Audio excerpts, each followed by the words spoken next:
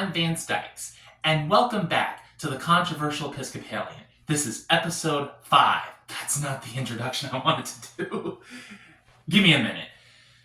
Hi, I'm Vance Dykes, and I'm the Controversial Episcopalian.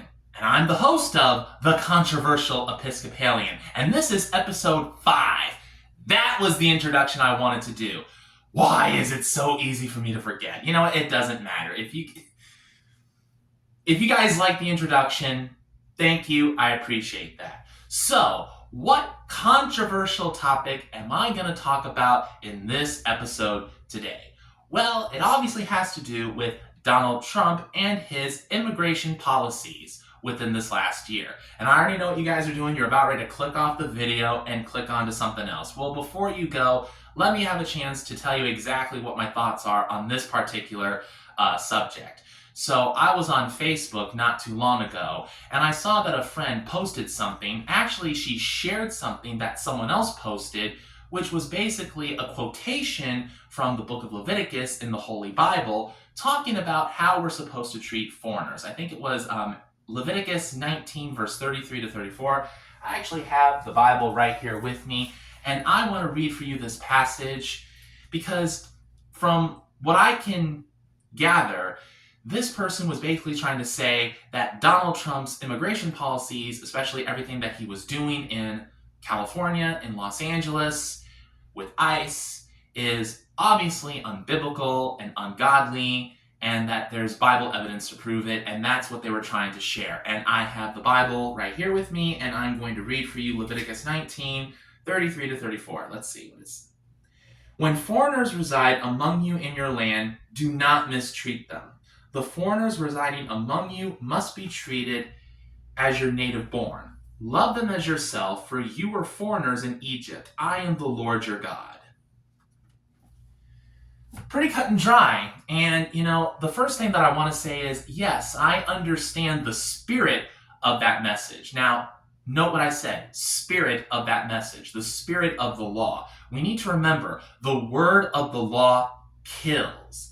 The spirit of the law saves. When you read all of Leviticus, there are some customs that, at the very least, the Jewish people, those who are under the Old Covenant, they needed to keep, which in the Bible, in the New Testament, the apostles were trying to say it was important for them to keep just as well. Not really the apostles, some of the apostles, but some of the Jewish believers that converted to, it wasn't called the Christian faith just yet, it was called the way. It wasn't called Christianity just yet. It would be years down the road before it would officially be called Christianity. But there were some believers that said, we still need to hold to the dietary laws that are found in Leviticus, that we're not supposed to eat pork, we're supposed to circumcise ourselves if we're male, and all that other stuff. And there were other believers who were saying, no, that's not necessary, which led to the Council of Jerusalem, which I think, if I'm not mistaken, is talked about in Acts 15, where the consensus was, we don't have to keep the religious laws in Leviticus, the religious custom laws in the law of Moses, where we have to circumcise ourselves, we have to follow these dietary laws such as no pork and all that other stuff. But we still have to keep the moral laws, such as thou shalt not steal, thou shalt not kill, thou shalt not commit adultery, thou shalt not bear false witness against thy neighbor, and so on and so forth. I know I pretty much went off in a completely different direction. Here's what I'm trying to say. I wholeheartedly agree that we need to be merciful and kind to all people, foreigners included, because the Bible says that we are all created in the image and likeness of God, and that's in the first chapter of Genesis. We are created in the image and likeness of God, each and every single one of us. So every single human being does deserve to be treated with the same respect and dignity that you yourself deserve to be treated with. I wholeheartedly agree with that. But that does not mean that immigrants have the right to break immigration laws and come into the country illegally, especially if some of them are actually cold-hearted criminals that are bent on killing and raping and stealing. And that's what I think a lot of progressives, and especially progressive Christians, are forgetting about when it comes to what they're reading in that specific passage of the Bible. They read that and they automatically think, oh, we should allow all immigrants to come into this country no matter what. Not necessarily. Yes, the United States of America is a country of immigrants. We were founded by immigrants. And yes, we should continue to allow immigrants to come into this country because that's what this country is about. It's about people coming to this country in search of a better life, trying to get away from other countries under certain forms of government that don't understand the first thing about human rights. But we are still a country of laws. We have a process for people to come into this country legally so we can do a background search on these people to make sure that they are coming here with good intentions, that they're not tied to terrorist groups, that they're not tied to other international criminal groups, and to make sure that their purpose for coming to this country is not to commit crimes that are international, to do things that go beyond the borders of America that are illegal. I really don't know how to explain any of this because I'm sure you can obviously tell that I'm not smart when it comes to this. I'm a freaking dyslexic, autistic person, and there's only so much that I can understand. But just because I don't understand everything about what's going on in the world, it doesn't mean that I don't have a general understanding of what's going on in the world. And like I'm trying to say, under the Biden administration, illegal immigrants were allowed to come into this country and they caused mayhem. Look at what has happened in this country during the Biden presidency, during the Biden administration. Crime reigns supreme in progressive, woke cities, counties, and states. Look clips up on Fox News. Look it up on Fox's YouTube channels. Look it all up.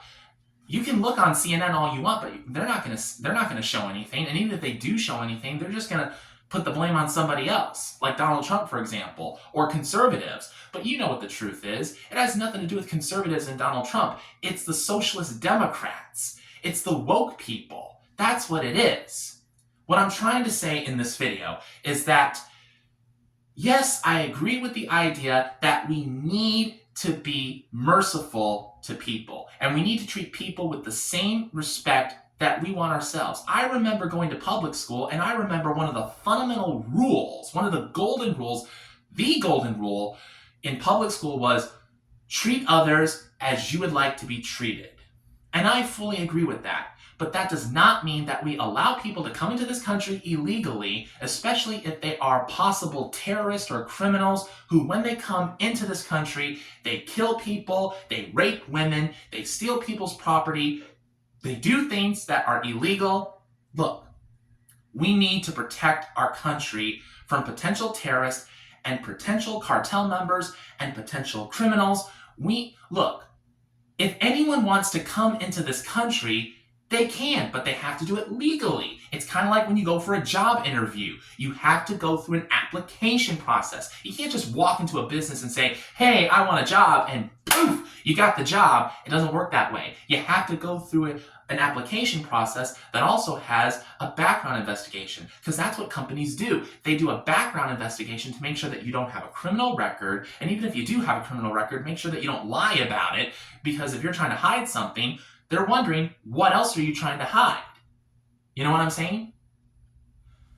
So look, yes, immigrants, people from other countries should be allowed to come into this country for whatever reason, because they're searching for a new and better life, or they're probably looking for business opportunities because maybe they work for an international business. Absolutely. But they have to do it legally. They can't just come into this country all willy-nilly.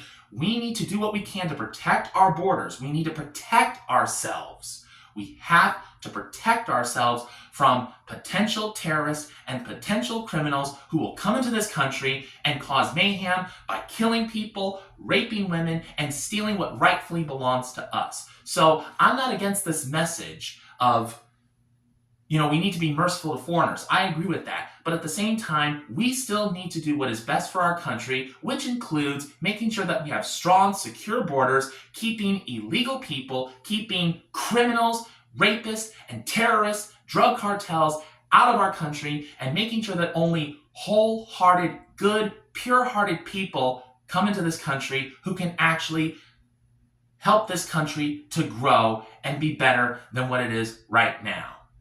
So I pretty much went on a complete rant about this. You already know my position when it comes to all this. If I didn't explain it to the best of my ability, I'm sorry, but I tried. But with that being said, that's the 5th episode of the Controversial Episcopalian. Let me know what your thoughts are in the comment section down below. And like I said before, do not leave any demonizing and hateful comments. And even if you do, I'm not going to delete them. I'm going to leave them right where they are because I want the whole world to know what a foolish bully, not to mention a hateful bully, you are. So thank you guys once again for joining me on another episode of the Controversial Episcopalian. Goodbye and God bless.